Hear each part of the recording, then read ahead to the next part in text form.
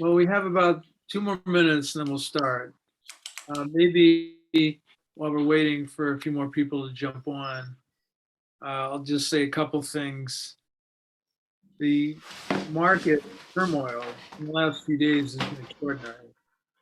Between what's happened in the crypto market, I'll start with the Luna stablecoin, which is not a stablecoin, and its collapse, feeding onto more price pressures in the cryptocurrency markets, combined with the Fed's moving 75 basis points yesterday. That's a big deal. Just so people remember this, the Fed has two mandates. It has an inflation fighting mandate and it has an employment mandate. They want to have essentially the Fed ensuring that jobs are being created and inflation is under control. And this really dates back to the stock market crash in 1929, when you had essentially the economy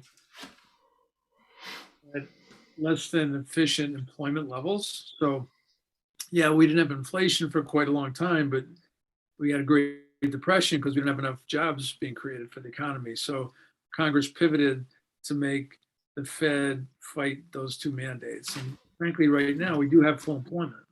U.S. employment is less than unemployment, is below 4%, but yet inflation through the CPI, if you use that data point, is over 8%. That's at 40-year highs. So they were really forced to do something impactful. And I'll just say one more thing. The Fed's medicine for fighting inflation is primarily their control of overnight interest rates, the shortest of short-term interest rates. And when they moved them, and yesterday they increased them by 75 basis points, that medicine takes some time to do its desired outcome. People estimate it takes up to 6 months for a Fed rate hike to permeate fully through to the US economy. So I'm mentioning that because it's not easy for the Fed to slow the economy down, get inflation under control without overdoing it. So we'll talk about that some more when we start the call in about a minute. But that's the tightrope the Fed is walking right now. How do you get inflation under control, but not overdo it and trigger a recession? And truthfully, their track record of doing that is not very good. So that being said, Nadia, will you be kind enough to kick us off?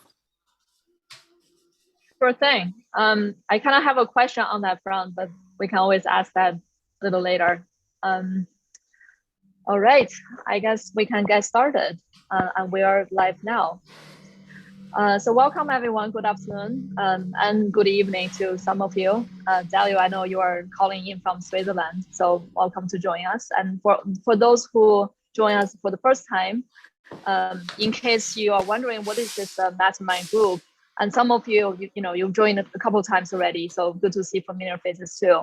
But just as a very quick summary, at Bridgepoint, we do this Mastermind group sessions in order to educate and really to speak to like-minded investors in terms of asset allocation, in terms of investment, in terms of looking at deals, and really to learn more about the investment approaches together, and also to think through some of the hard to process information and deals and asset classes. So we cover different asset classes such as inflation sensitive, which is a very important topic right now. Also market neutral, equity, venture, and deflation sensitive asset classes too. Jerry, if you don't mind, go to the next slide. So we just want to get a disclaimer out of the way. So just know this is for education only. We're not giving any investment advice. So, it's a disclaimer we always put out there. Next slide, Jerry. So today we'll have a panel with my co-founder at Bridgepoint Capital, Mark Young, and also Dario Duran calling in from Switzerland. So let me turn it over to Mark to introduce himself, and then we'll give the floor to Dario. Okay, well, thank you, Nadia, and welcome everyone. Happy Thursday. Very interesting time in the market. And just by way of background, I've been with Bridgepoint Capital, co-founded this business with Nadia about 4 years ago. And we do roughly three things. One of them is private equity on a one-off deal basis. We call it SPV, or special purpose vehicles. We also do financial education in combination with our private wealth platform. That's what this session's about. And we also do advisory work for our portfolio companies in the market. And I'm very delighted to have a really knowledgeable and charismatic speaker in the form of Dario Duran, who works for a company called G20. And I'd love Dario to tell the audience a little about himself and G20. Sure. Thank you. Thank you, Mark. Pleasure to be here. It's a bit late in my day. It's going on 7 o'clock or just past 7 here in Switzerland. Pleasure to sort of step onto this podcast and share what I know, what I believe with regards to Bitcoin, with regards to the crypto space. My intention is to maybe answer as many questions that you might have. So please feel free to cut into the conversation. If I do go long, just stop me. My background is, one second, I lost you. Background is multi-sided. So I've got an engineering background. I spent quite some years at UBS a long time ago, introducing internet technologies to the bank. I found my way into corporate finance advisory, so I learned the banking trade. And then in recent years, which means from end of 14 until now, I've been quite active in the Bitcoin community and in the crypto space. And right now I'm with a small company, a boutique investment company called G20 Strategies, which has a focus on providing crypto and FX products and services for other financial institutions. Let me say it like that. So we don't have a focus necessarily on retail or on high net worth individuals, but the products and services that we provide are certainly focused on the infrastructure of making crypto more accessible to the broader community. In recent years, I've worked with a couple of companies building out their custody solutions. One of the important factors that you have to consider when you get into the crypto spaces is to ask, where are the assets being held? And we'll get into that in a bit. And I have a particular expertise and focus on that. So I think that's maybe enough to myself. Mark? Well, thank you, Dario. Jerry, you want to go to the next slide? So you're going to see a couple of slides that are not crypto, but we really feel it's important to frame this conversation in the broader context of wealth management, because crypto, for the right investors, is an attractive asset class. We'll get into that shortly, but just to remind everyone that private wealth, we consider it a four-legged stool. So having a prudently designed investment portfolio, if you can see the three-legged stool on the left, your net worth is a combination of your investable assets and your non-investable assets. You have personal estate planning, you have tax planning and insurance. That's, in broad strokes, how we see wealth management and how we service our clients in that area. And I've mentioned before, and we do this, we give essentially a free consultation to those that are interested to help them understand all this stuff. I call it giving us your financial shoebox. But basically, we can take what you've done on your investable asset side, deploy it in our model, and show you really the investments you've made, the bets you're making, whether or not you have a diversified portfolio or not. And you'll hear me say this over and over, but I'll say it right now. We're in a period of rising inflation. That's why the Fed raised rates this week. We have 40-year highs on the CPI, 40-year highs. And yet we have full employment. So one of the two Fed mandates is met, full employment, but inflation is not a mandate they've met. So they've been behind the inflation curve, and they raised rates yesterday 75 basis points. and they haven't done 75 basis points in over 20 years. So this is not something to trivialize. This is the Fed's way of saying we see the problem, we're addressing it. So all that means is you need the inflation protection in your portfolio. I'll triple underline that. Now, if you look at what we've advocated, the Goldman Sachs Commodity Index is one way to hedge your portfolio for inflation. That Goldman Sachs Commodity Index is up year to date about 38%. So stocks in the US, if you look at the S&P 500, are roughly down 20%, but yet the Goldman Sachs Commodity Index is up almost 40%. So you can see the value of having the right corresponding investment in your portfolio to smooth out all the volatility that you have. So if this is something you want to learn more about, just let us know. We'd be happy to help you. Trust estate planning, tax planning, and insurance are the other aspects of what we do. And I'll just say one final thing on tax planning. If you know of a future taxable event and you know it soon enough, you can structure it to minimize your tax burden. And it's every consumer's right to minimize their tax burden. So that's something we can certainly be helpful with. We work with some of the major CPA firms, et cetera, and this is really their specialty. Most people don't use their CPAs correctly. They use them for tax preparation. And to be fair, I think a monkey can do a tax return, but the real value, the real talent, the real skill is tax planning to minimize your tax burden. So if you have something coming up, let us know. Maybe we can help you. Okay, next slide, Jerry.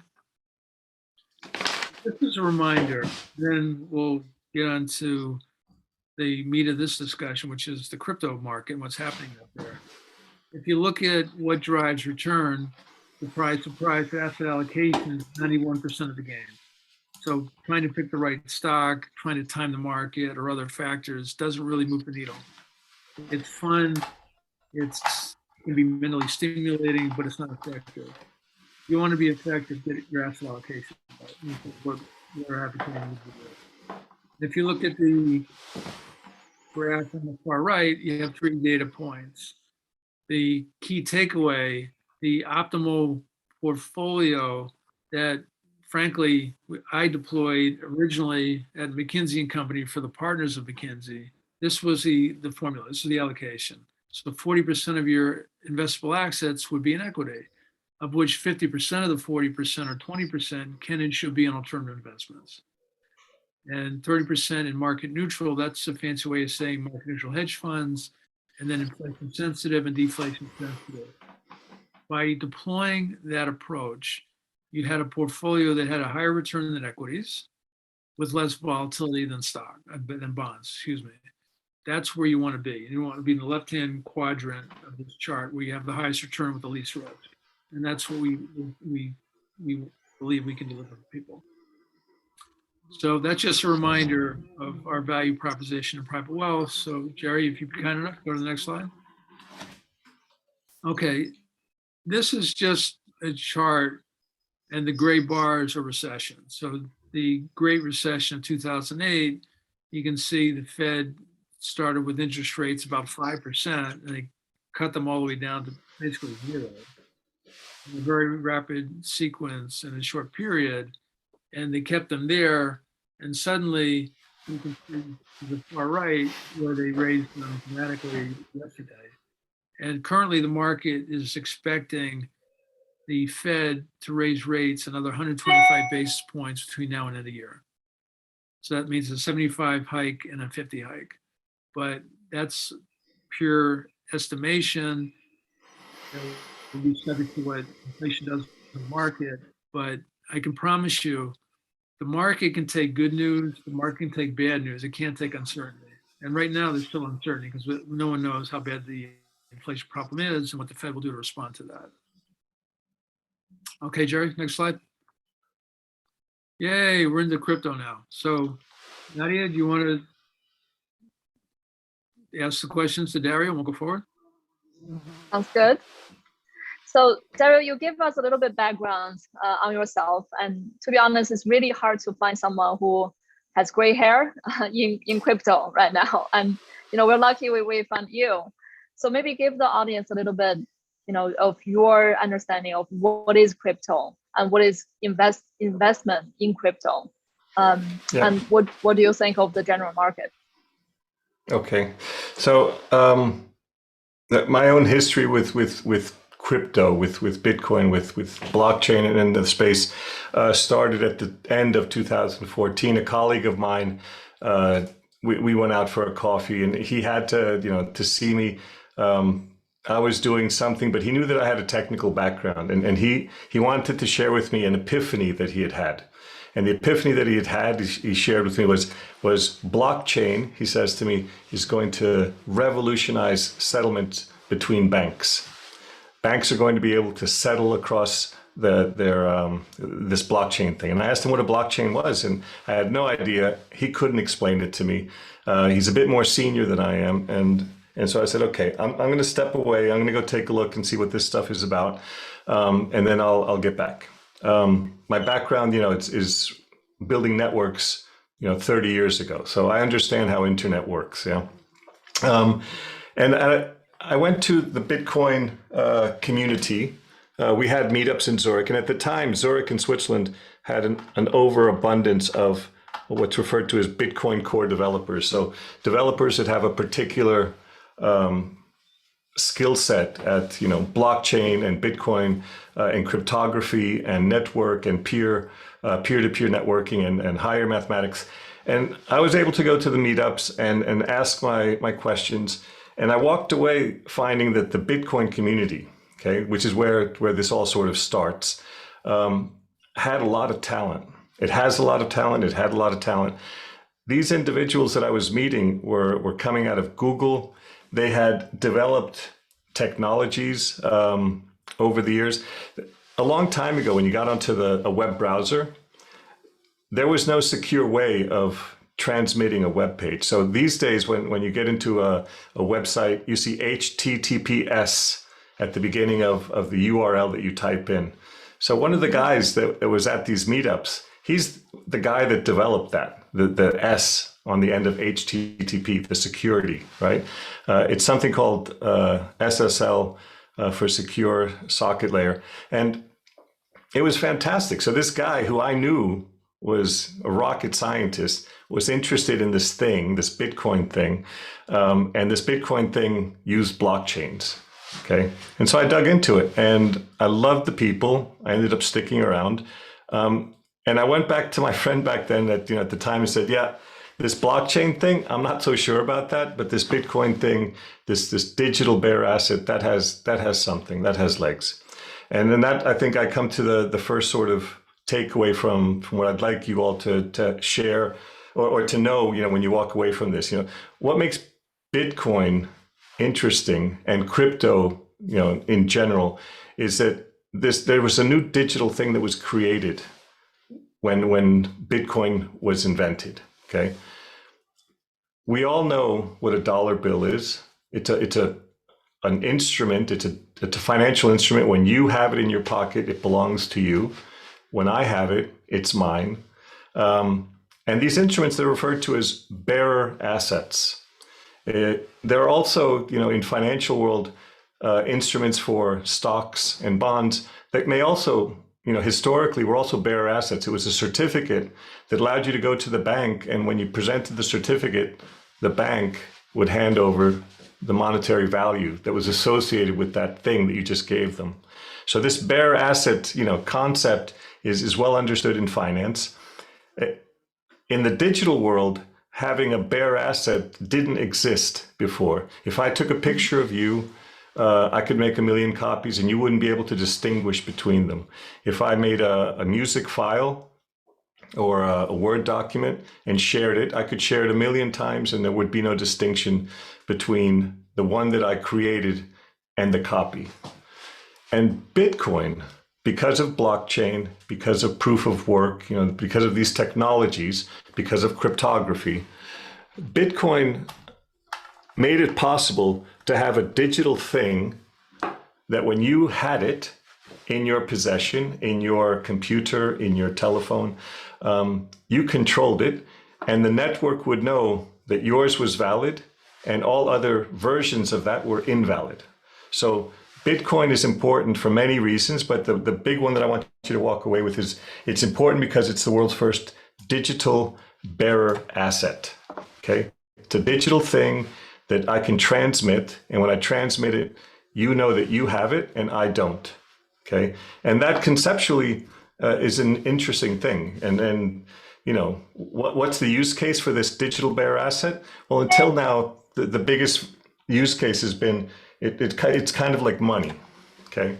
So that's where the world is at the moment. We have newly discovered digital bearer assets. Bitcoin is a version of that, Ethereum, and several other blockchain cryptocurrencies are also digital bearer assets.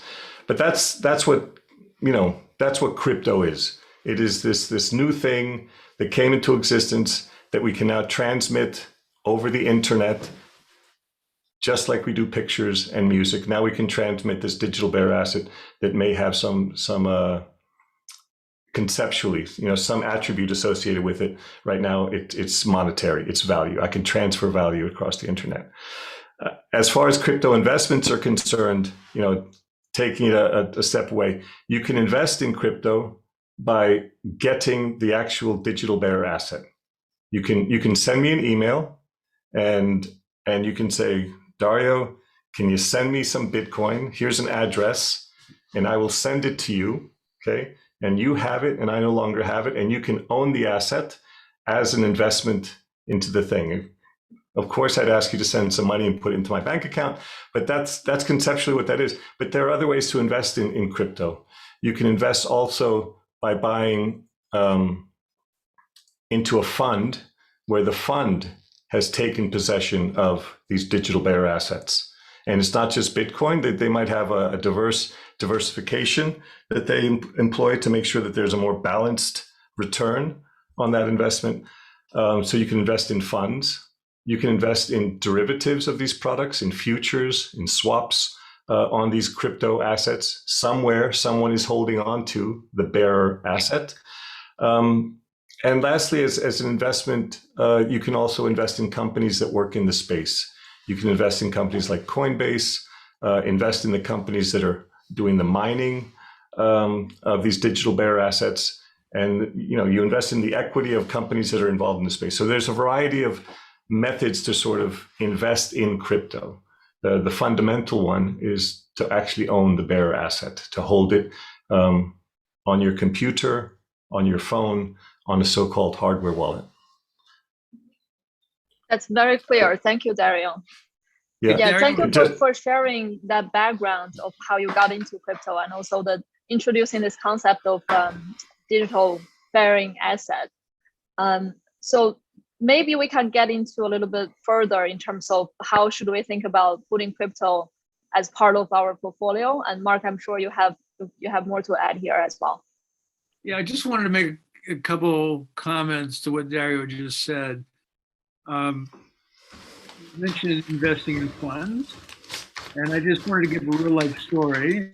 It's a factual story, but basically one of our advisors at Bridgepoint invested $12,000, literally $12,000, January 21, in a fund for crypto.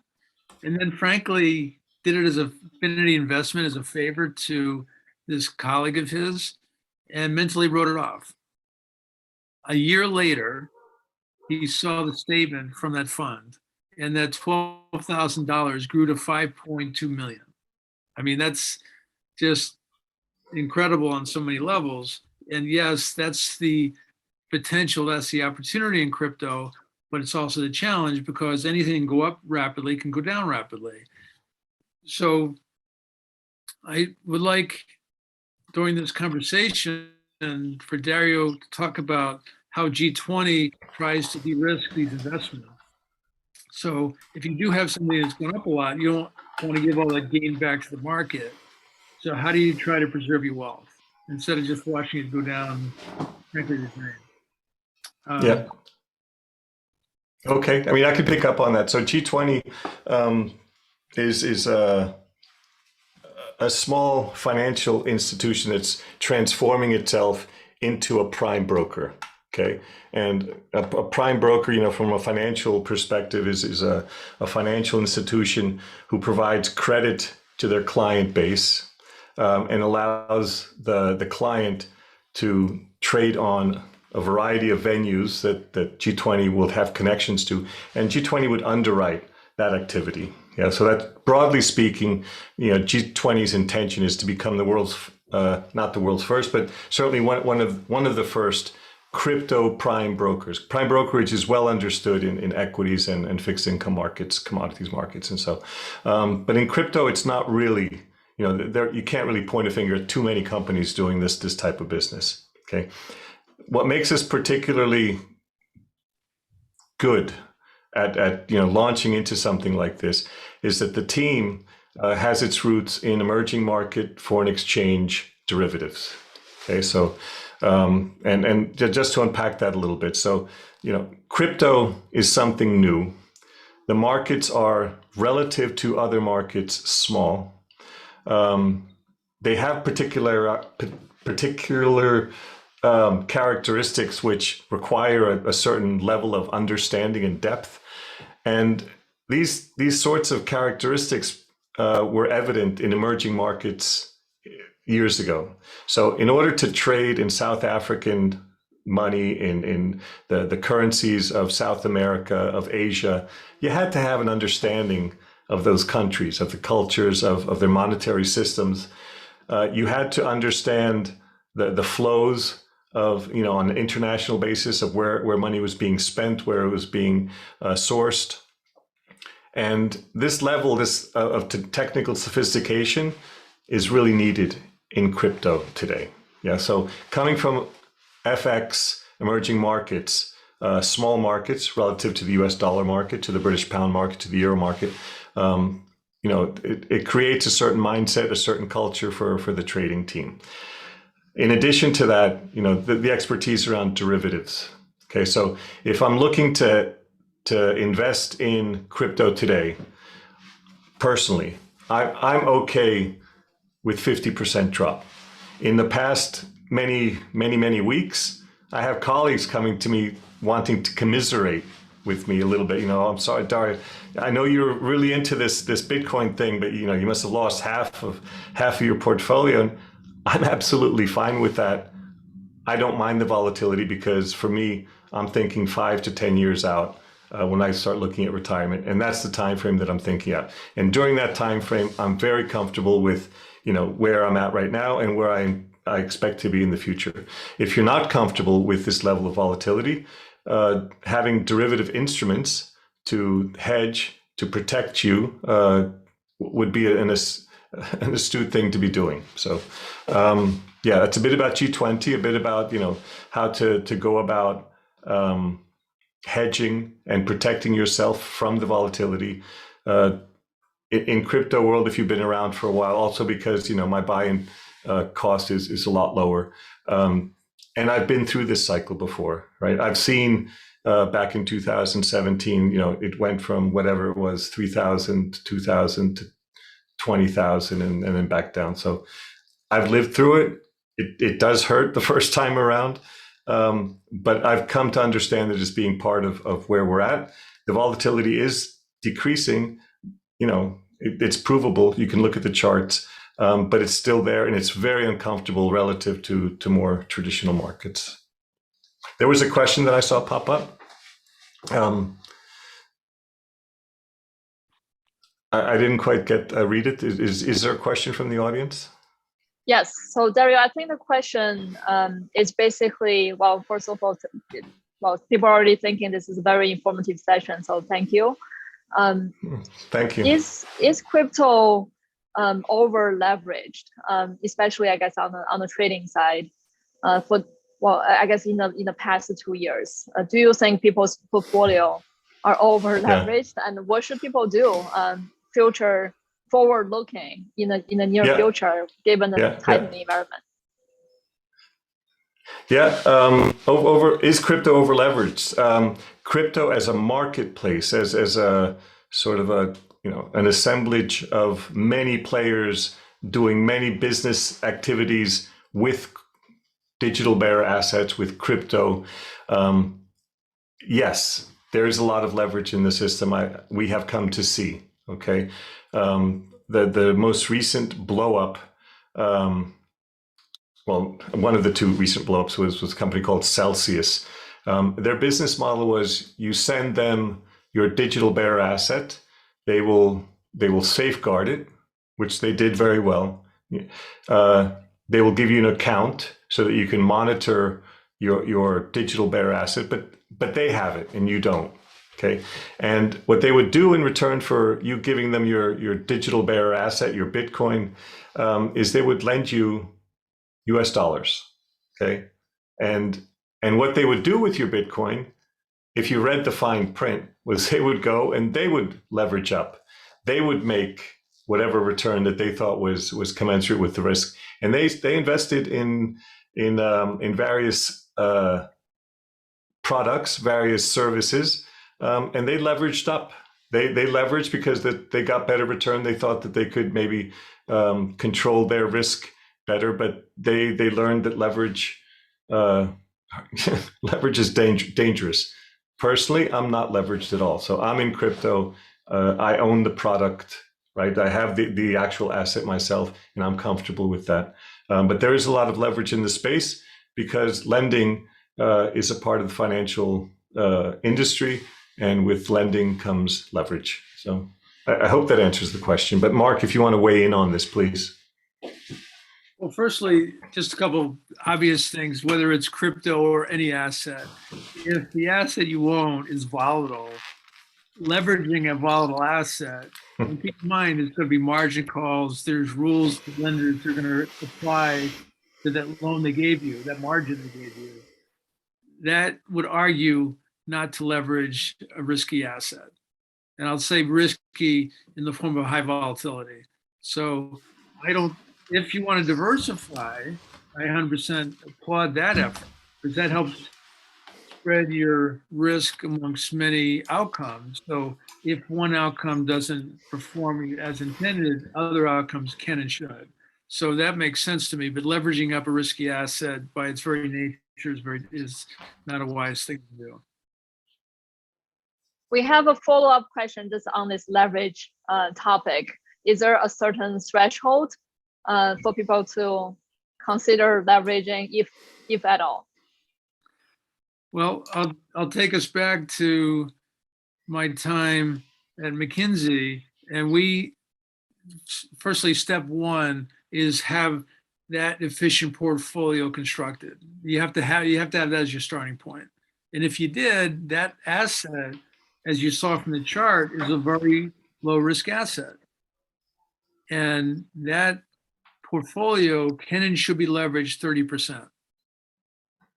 So if you have $1 in that allocation, you would borrow and add 30 more cents to it. So you have $1.30 working for you.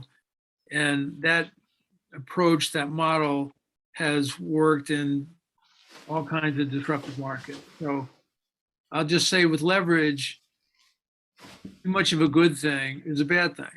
So you have to really be strict and prudent with the deployment of leverage because it's great when it works and it can be a disaster if you have a margin call. And Dario, do you want to give us any horror stories about seeing margin calls on trading desks? My own activities in crypto are really sort of under the hood. So I take care of the technology that makes crypto possible. And we can talk about some of that, in a bit. But what I can say is that, leverage, you talk about, 30%. So you have $1 and then you increase your impact with 30% on top of that. Okay. In crypto, to a large degree, it's a casino mentality that's out there. The most successful exchange a few years ago was an exchange called BitMEX. And then the reason for their popularity and what made them special is that they invented the 100 times levered perpetual derivative contract. So you could go there with $1 and you could trade like it was 100. Okay. when you're right, you win big. And when you lose it all.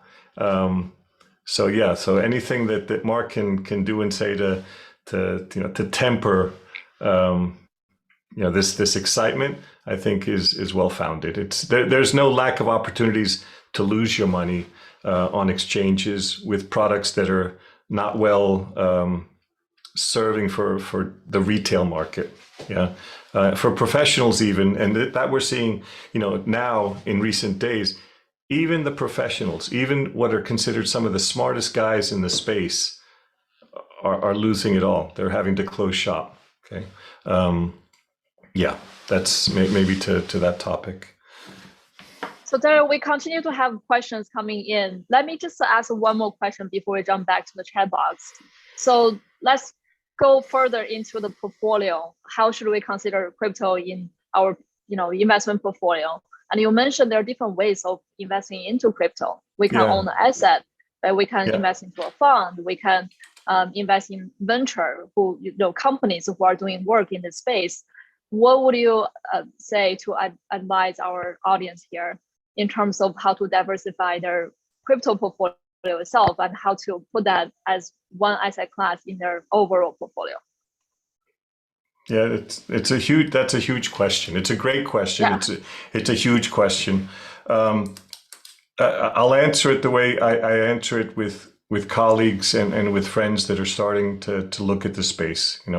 That in Switzerland, but also in the States, there will be banks. Okay, they're insured, they have process, they are licensed, they have oversight by the regulatory authorities that exist that would allow you to buy into a fund which is also regulated, which is also well documented, who has had to pass a certain threshold of seriousness in order to be able to offer their product. So as a first step, I think that's maybe a way to get into the space and to benefit to a certain degree from the upside that the crypto, that Bitcoin might bring.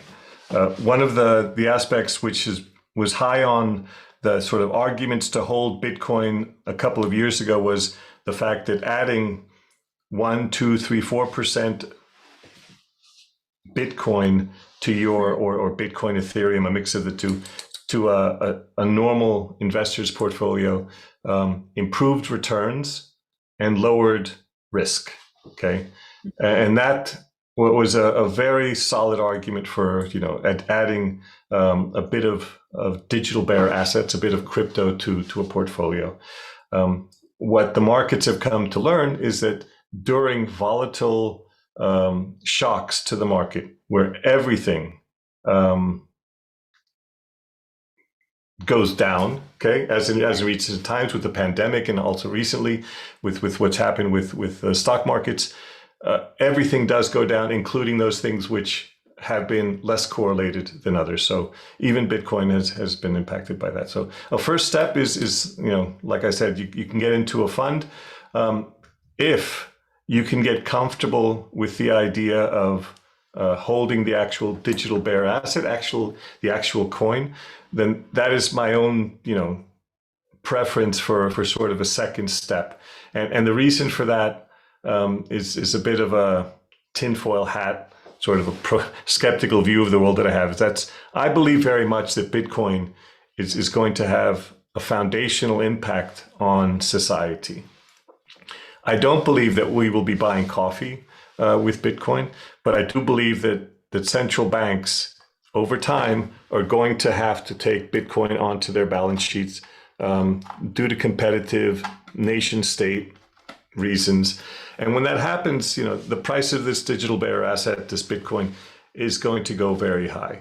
And when it does, I suspect that the governments will endeavor to control the movement of this asset. So, and the easiest way for them to do that is just to make a law and to tell the banks, if you've got a bank account for someone and he's holding some Bitcoin, he's not allowed to move the Bitcoin. He should keep it in your bank, and then you can have, provide him with whatever other financial instruments may be necessary for that. So, and that speaks against what this digital bearer asset, this Bitcoin, was supposed to do in the first place. And that was, it was supposed to give us an option, an option in the world to say, I choose to be independent, to be self-sovereign on this. Yeah, I mean, I'll just maybe throw this out there. In this world, over many dozens of years, we own less and less of the things around us. It used to be that you could own a book, okay? You could own an album. There was a time, my parents, for example, they owned their house. They paid for it, right? In the end, they owned the thing. And these days, it's mortgaged, it's leased.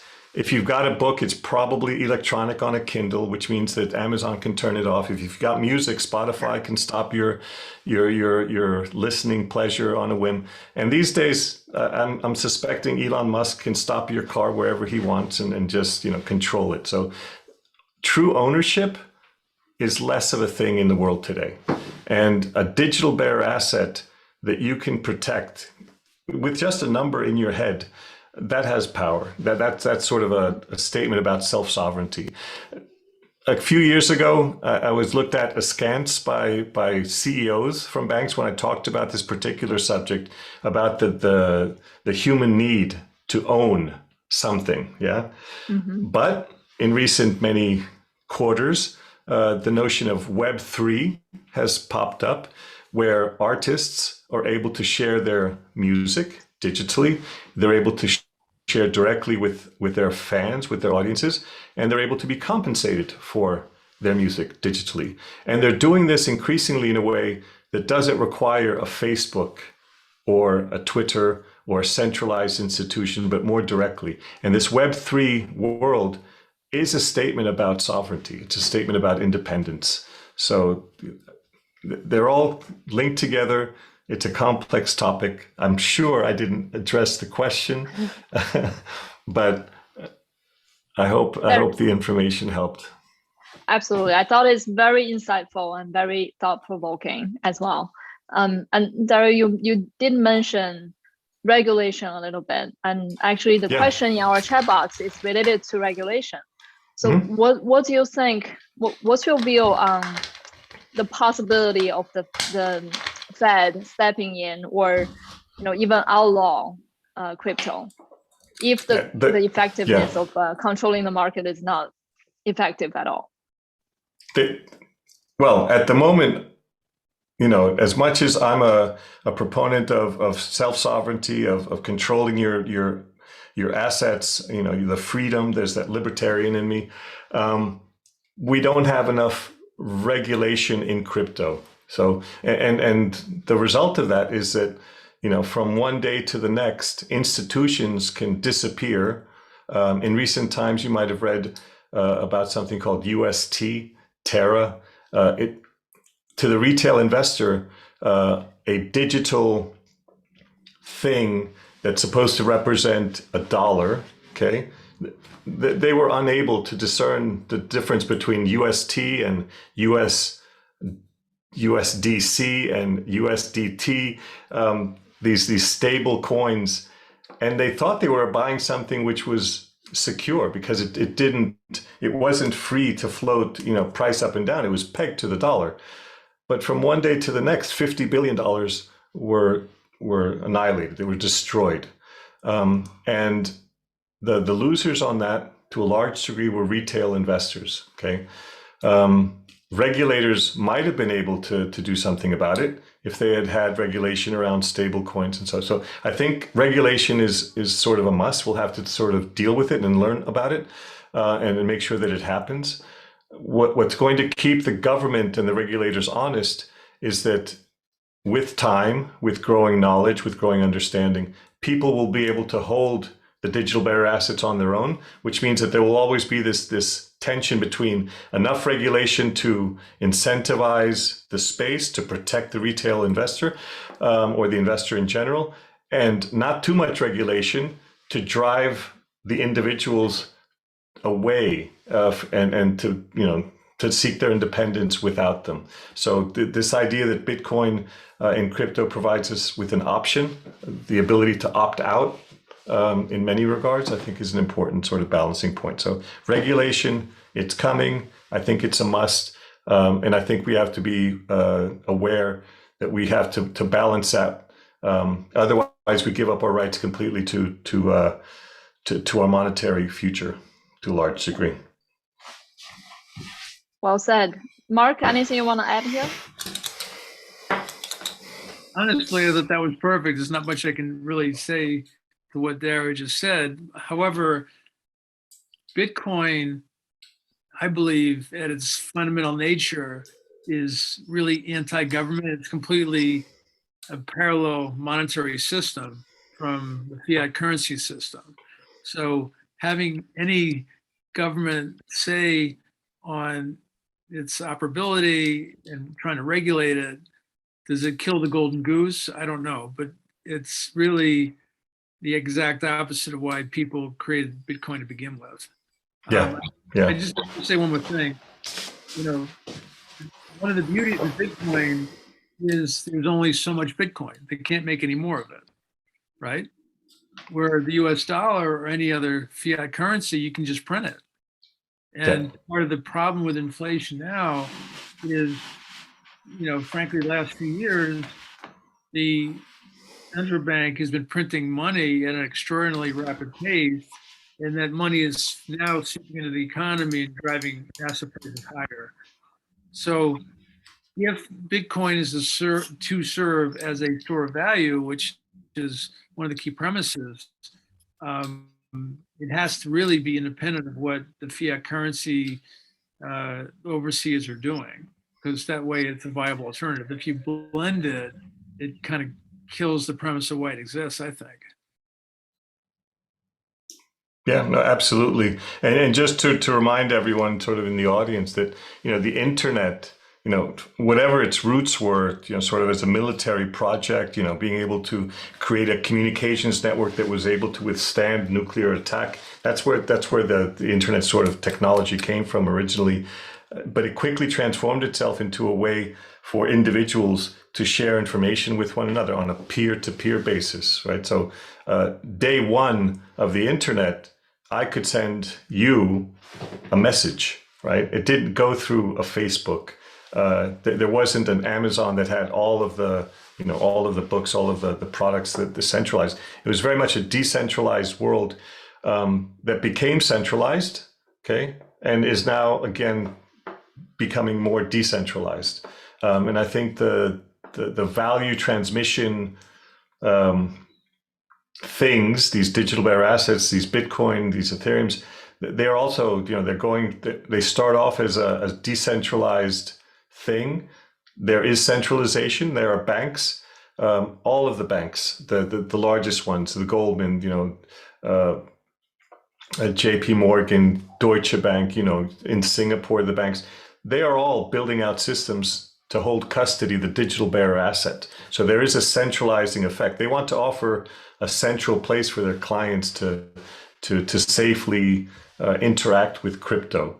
And I suspect in the years that come that there will be a decentralizing force as we learn that, you know, having your asset locked up behind a vault is okay to a certain degree, but maybe having some of that asset immediately at your disposal, you know, in your so-called, your metaphorical mattress, is not a bad idea either.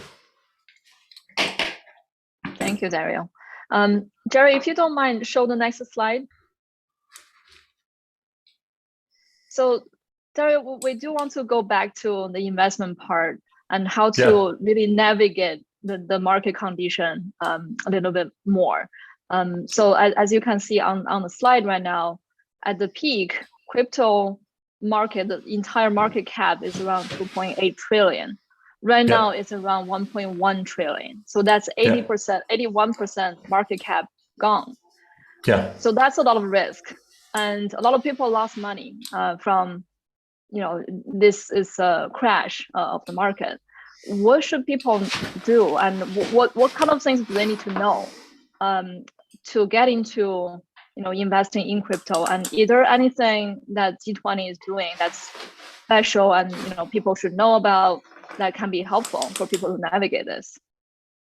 Yeah, so I'll start with the tail end of that. So a company like G20, we're out there to service the needs of very high net worth individuals, but also to service the needs of institutional clients, of the foundations that are investing into the space. There are particular needs that we're very well equipped to satisfy on sort of a wholesale derivatives kind of basis. Okay, so a few years ago, spot trading, so trading in the actual asset, was where the margins, where the value was being created.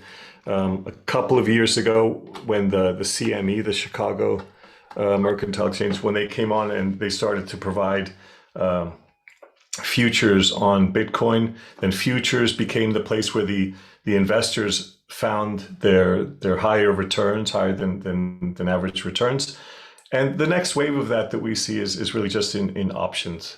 Okay, at the moment, Deribit is the leading derivatives exchange, but we are very familiar with the space and see that there are two handfuls of exchanges which are being spun up even now during the crash, to protect, not to protect, but to create derivatives markets around the digital bearer assets. So a way to protect yourself is to make sure that you have an understanding about how structured products, derivative products, futures can be layered into your portfolio to help you protect you from the very volatile down trends that you might experience. We also see funds that are being created using technology around artificial intelligence and machine learning as a way of putting machines to work to capture most of the upside, but protect you as much as possible on the downside. In that regard, there's a group of friends of mine that are currently out there, and they've had a great run the past couple of years during the upswing with their fund. And now when the markets are crashing, they're able to turn around and say, they're down 1% on the year. And that's fantastic. Okay. So they were able to capture a lot of the upside. They were able to protect their clients, for most of the downside. I think, going forward, the nature of this very small market, you talk about the market cap, the total market cap from the space, somewhere between $1 and $3 trillion. And Mark, you're going to have to help me with this. What is the size of gold as a market cap? Do you know? I off the top of my head, I don't, but let me just say this. Every ounce of gold that's ever been mined in the history of mankind is still existing in the market today. So it's not basically consumed, it's aggregating. So yeah, Charles just put up, it's 11.5 trillion. There we go. So and that's just gold. And if you look at real estate, that'll be some multiple on top of that. And so at the moment, the space, the crypto space is volatile, and part of that volatility, a large part of it, a part of it is, financial institutions, their expertise in dealing with the product. But part of it is just, it's a small market, which means, sophisticated players can have their way with it at the moment. The analogy that I remember, sticking in my mind is, a big guy, doing a belly flop into a very small pool. He makes big waves. Okay, as the pool gets bigger, the impact, across the whole market will become less and less. Yeah.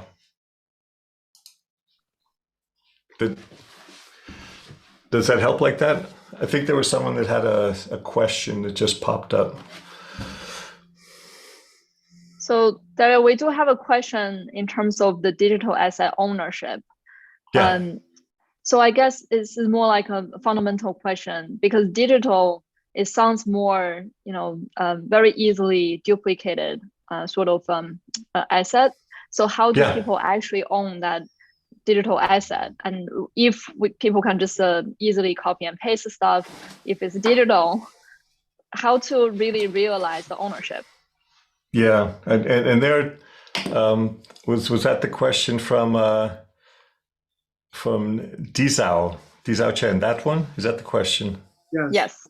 Yeah, yeah. It's crypto, digital bearer assets, Bitcoin. It's not one technology that sort of makes it possible.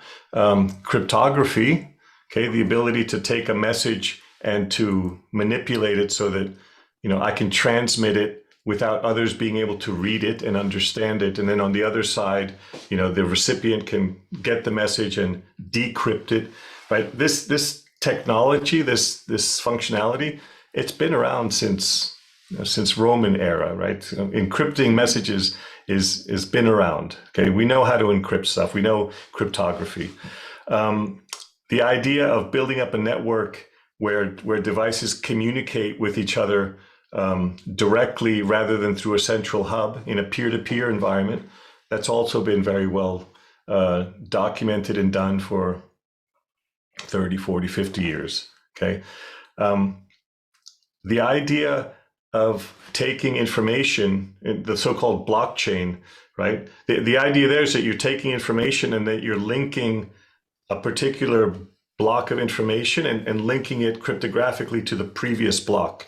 Okay, that's been around for, it's referred to as linked lists or hash linked lists. It's been around for a while. Mm-hmm. And Adam Back, one of the rock stars of the space, he came up with an anti-spam concept years ago, and that concept was, if you're going to send an email, you have to do a little bit of work computationally before the next message is able to go out, right? And if you can do that, if just a little bit, right, just a little bit of work would stop spammers from sending out 1 million emails, because sending out 10 emails would be cheap. Sending out 1 million emails would cost a lot of computational time.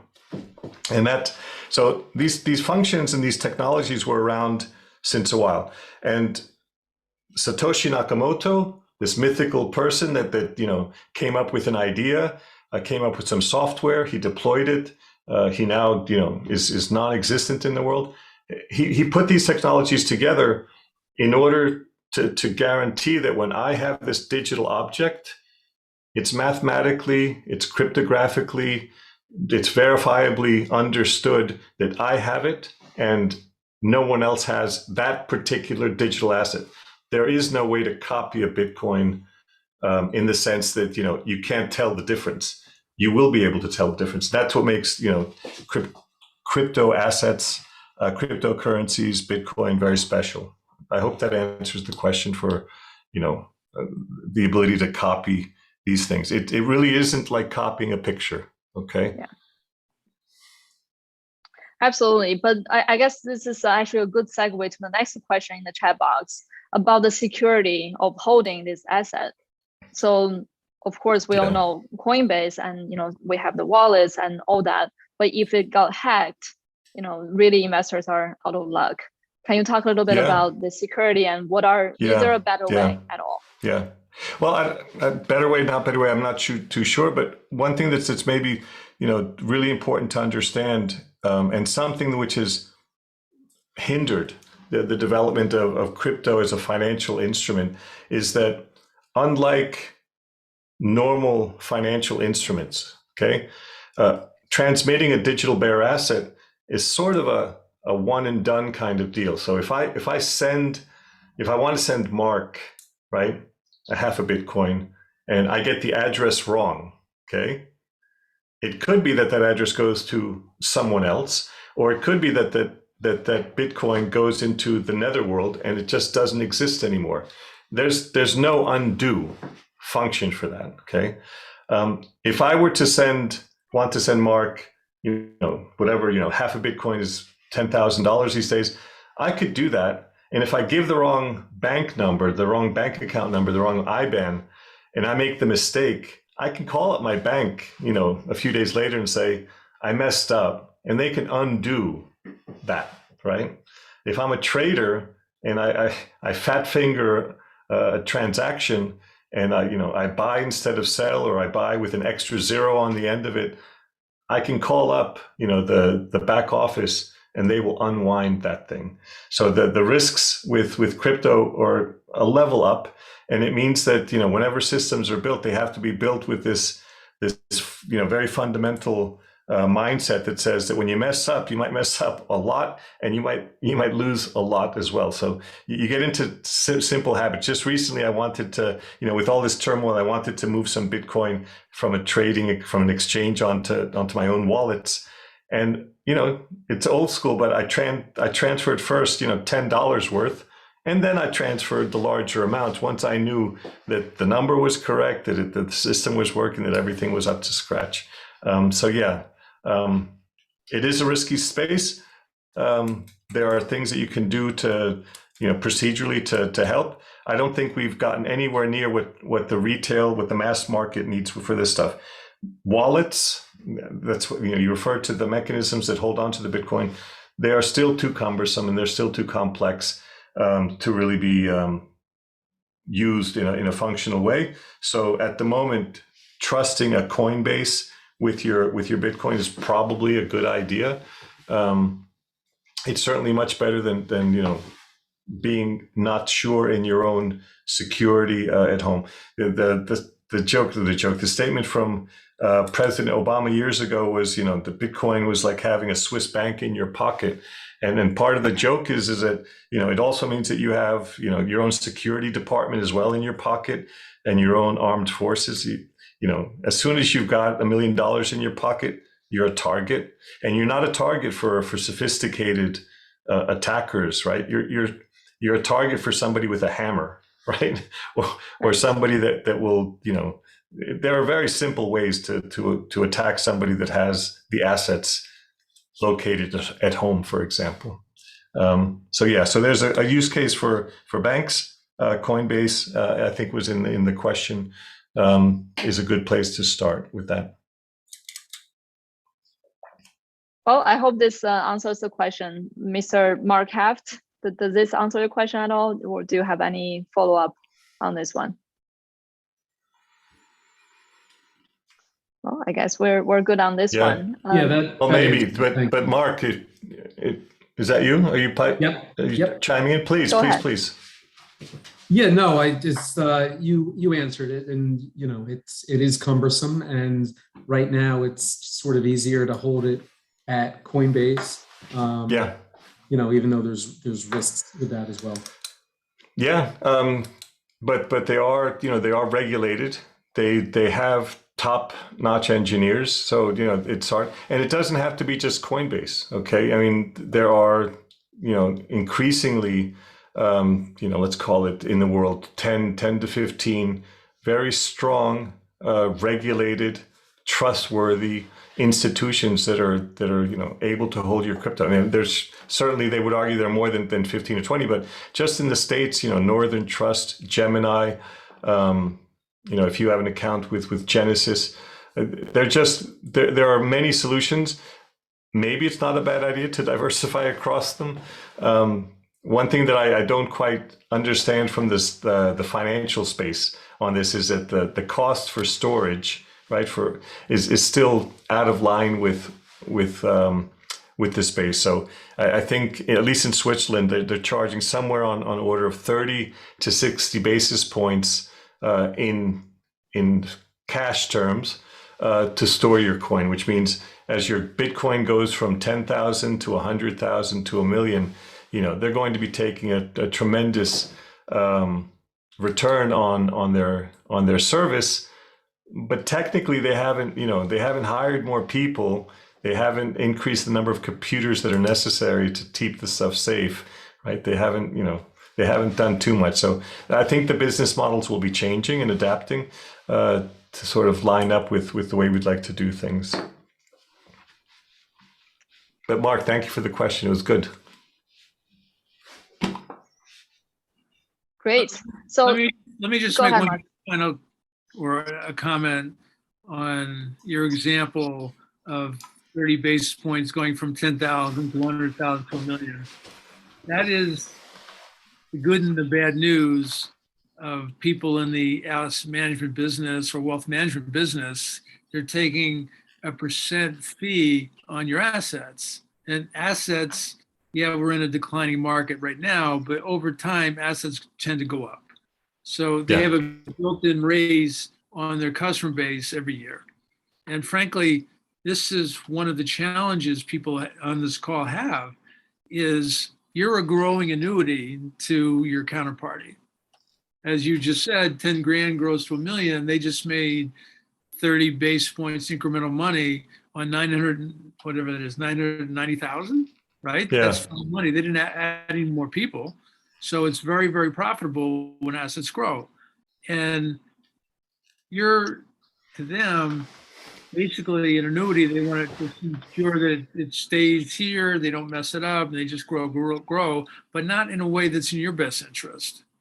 And that's, frankly, that's where we come in. That's where my former shop came in, that we saw the flaw in the model. And, you know, we have lots of examples. I'm not going to bore people with them here, but the role of alternative investment in a portfolio that's traditionally been a 60-40 portfolio has a dramatic positive effect on your return. Mm-hmm. You don't get access to those things at traditional shops, but we spend a lot of time and effort to do that. I can tell you, in our case, we probably reject 100 deals for every one deal we do. So we're very picky, and we do that because it's our capital that's going into these deals that we're inviting our members to join us with. So we're very proud to present deals that we think are breakthroughs that have, you know, unicorn potential to them, and are at a later enough stage where they're substantially de-risked. There's no such thing as a risk-free anything, but there are very true investments that are less risky. We certainly go for those. So back to you, Nadia. Great. So I'm hoping I can fit in a couple more questions before we wrap up. There's another question in the chat box.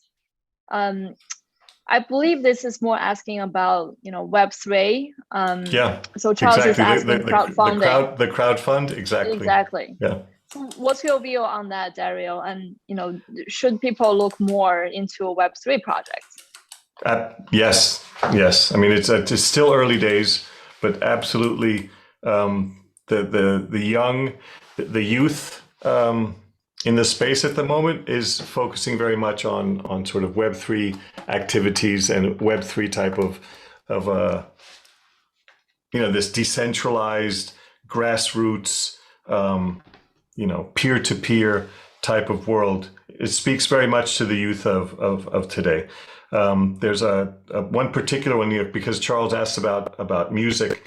You might want to check out Cynthia Cao, CYNTHIACAO. So she's a young lady out of the LA area who, you know, for all intents and purposes, is the world's, you know, first metaverse rock star of sorts. And she has this vision where musicians should be able to go someplace and in a way that, you know, allows them to present their music to an audience, okay, and to be paid for this, you know, providing the music directly from the fans. And that speaks 100% to this notion of you know, value transfer, a tokenization of a song, the ability to pay for it. I'm not, you know, a proponent of creating new coins for new purposes. So, but I do believe in a world where, you know, if I create something digitally and I'm able to share it, that individuals should be able to pay me directly. And there will be increasingly ways to do that. At the moment, I think if you go to Facebook or you go to Twitter, you can upvote or you can give an emoji. And in a very similar way, you know, that upvote could just as easily be 10 cents or $1, right? It could very easily be like that. And in that world, it opens up different ways of creating businesses, of creating audiences, or satisfying needs in society. If you want, you should be able to go to a school in Africa and you see the school, you should be able to just click, and then your $10 aren't going through 3 organizations to get there. So your $10 turns into $4, but it just ends up at the teacher's wallet. Yeah. So there's a great deal of promise in the technology. Super Thank you, question, Dario. Charles. Yeah, so Dario, you mentioned a little bit about, what are the use cases and some of the promising and exciting things that could happen in the near future. So maybe let me just ask you and Mark as well, what do you see the near future of crypto? And, do you feel confident? Yeah, the market is very volatile, but where do you see the opportunities lie? In the short term, yeah, is the question. Sure. Sure. I think at the moment, we see the value, the in terms of dollars and francs of crypto assets tumbling. Okay. What I can say, and I can't say this about all of the coins of the Cardanos and the Ripples and all this stuff, but what I can say about Bitcoin and to a smaller degree about Ethereum is that the number of smart people still getting into this space to create the infrastructure in the space to create the new functionalities, that number is growing. Yeah. And it's not growing only with business people, it's growing with continued inflows of talented engineers. Yeah. At my age, I knew the internet when it was slow and cumbersome and the modem made noises and transmitting a 1 megabyte file was a big deal, right? But now I can, if I wanted to make a video of my child's birthday and send it to my parents, it was a file of 10, 20, 30 megabyte, not very big by today's standards. And they would have to download the whole thing before they could actually watch whatever, the 2 or 3 minutes. And that's where we were. And where we are today is that, I can watch a whole season of Big Bang Theory and the files start to be sent. And engineers came up with a way that as soon as I have enough of the video, I can start watching it. So this idea that engineers made that possible, that sort of impetus, that sort of innovation is exactly what I see still happening even today with tumbling markets in Bitcoin space, in Ethereum space, and I think so. There's still an opportunity to get in. So if you have some assets, some dry powder at your disposal, now is not a bad time to step in. The markets could still go down, it's including Bitcoin by 30, 50%. But I feel very confident that, the people are still there. This is not something that's going away. It's not going to zero. If it goes down more, you'll see people, stepping in to buy up what's there. So short term, great opportunity. I think what I referred to, earlier today when I was speaking with Mark is there could be an opportunity for the creation of generational wealth now. Okay. If the markets tumble, it will be an opportunity to buy in. And if you buy in, with the right amount of capital, in a year, 2, 5, 10, you could be sitting on generational wealth. Yeah, maybe that to that point. I'd like to put in a plug for a friend of mine. Her name is Anita Posh. And she is very much into this space. I'm going to just copy paste her URL here. She's one of the ambassadors to Bitcoin. She gets out in the field. She visits the schools. She evangelizes, and she lives the nomadic life. So if you have a chance to visit her website, please do. If you have a chance to buy her book, please do. And it's a great way to learn about this space. It's a great way to see how crypto is impacting lives in a context other than financial markets. That's wonderful. Thank you for that, Dario. Mark, feel free to jump in. Just a few points to build on what Dario just said. I think firstly, it's been pointed out by Dario, and rightly so, that correlation can be uncorrelated, but there are times when markets panic and suddenly everything correlates. And basically, I call it the risk-off trade, where people just want to get out of the market, go to cash or whatever their safe haven asset is. Dario's in Switzerland. The Swiss franc is considered a safe haven asset. So there's things that people will do when they're irrational. And we've been, frankly, tiptoeing into that irrationality for the last at least month or so in the US stock market, and lately in the Bitcoin market. But the fact is, wealth is made more times during market dislocations than in up markets. So this is the time to get it right. Now, if you're worried about Bitcoin and buying it now and seeing it go down another 25 or 50%, and we have an expert in Dario says, yeah, that could happen. Okay, well, one way to deal with that is what's called dollar cost averaging. You can wade into a trade. You don't have to put every dollar into the market today. You can say, a third of it goes in now, and I'll watch it for another 30 days, test my assumption. If it's proving correct or not, I can decide whether to deploy more money into the trade. But so dollar cost averaging is always a smart way to wade into an uncertain market. I think on top of that, the reality is things like what Dario and B20 offers, if your risk appetite isn't as high as it should or could be, there's ways to hedge your position. So you basically, I'll just say Bitcoin puts, which allows you to sell your Bitcoin at a certain strike price, gives you a floor value on your investment. You're not going to lose more money than the put strike price. Conversely, puts are expensive. So people tend to do what's called risk reversals. So they'll sell a call to fund the purchase of the put. So that is something that people can do. And those are strategies we can certainly discuss with people offline if that's of interest.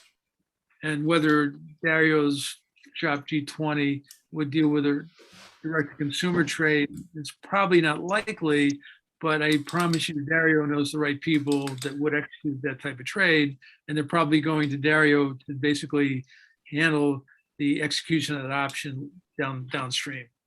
But net, dollar cost average, again, it comes to investment fundamentals. Have a diversified portfolio, much like we advocate with things like inflation sensitive, deflation sensitive. And by the way, right now, deflation sensitive feels like a million miles away because we're in inflation period. Right. Well, what happens when the Fed raises rates too much? We go to recession. Recession leads to deflation. So that's unfortunately a likely scenario here. And a recession, some of the pundits in the market are saying 2023 will be a US recession. I don't know if that's true. It's probably the case. So you can't time this stuff. That's why you have to have the asset allocation built today. So even though there's no deflation risk today, that doesn't mean in a short period there will not be deflation risk. There probably will be. So you need to have both. Great. Well, yeah, well said. Thank you. So I think we can fit in one more question. Feel free to post in the chat box. And I guess in the meantime, I would like to ask again, both of you, maybe just give us 3 key takeaways from this session that people can take with them to really just sum up this session. So Dario, maybe we'll start with you, just in a few sentences. Sure. What are the 3 key things?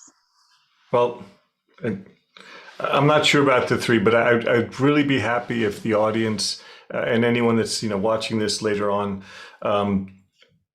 tries to really get their head around the notion that Bitcoin is interesting because it's the world's first digital bearer asset. It's the first digital thing that cryptographically mathematically, the network verifiably knows this digital thing is in someone's possession, in someone's control, and not someone else's. I think that's a very important concept that has to really sink in to allow anyone to better understand what crypto is about. Crypto is not about, get rich quick. It's really about this digital thing was created that allows value to be transferred, globally, instantaneously, for almost no cost. Okay, that's it. Digital bear asset. If there's nothing else from this call that you walk away with, I think that would be great. I love it. Mark, what do you think? Okay. Firstly, it's not easy to follow Dario. Okay, just have to put that one out there. You're so kind. And I'll do it anyway. As I've said before, fortunes are made in bear markets. And yes, we are in a bear market, boys and girls. So getting your asset allocation right, finding the right alternative investments to put your money into, et cetera, is something that will serve you very, very well over the medium and long term, I promise you. Alternative investments and private equity in general are cheap right now. Things are going on sale. Private markets have a price correlation to public markets. They tend to lag by about 90 days, in my experience. So the discount that you're witnessing in the S&P 500 today will show up in prices for private equity very shortly. So right now is an attractive time to invest in alternatives, again, with the right alternatives. And just to remind everybody, CPI came in at 8.2% last Friday, and that shook the markets because people were expecting to see some softness in CPI, and they got the opposite, it went up. That led, in my opinion, to the Fed going 75 basis points on Wednesday. So again, reinforces the need to have inflation protection in your portfolio. You have paper assets. Paper assets are injured by inflation. So please take that recommendation seriously because it's really crucial right now. That's my top three, Nadia. Great. Well, it's really Super. fun to chat with you guys who are so clear-headed and here to discuss crypto, because again, it's hard to find people with a lot of experience and go through multiple cycles already and in crypto. So thank you so much, Dario and Mark. If you want to get in touch with Bridgepoint Capital or with C20, with Dario, feel free to reach out. Our email is on the screen right now. We look forward to hearing from you. Thank you again, everyone. Have a great day. Thank you all. Take care. you. Bye. Bye.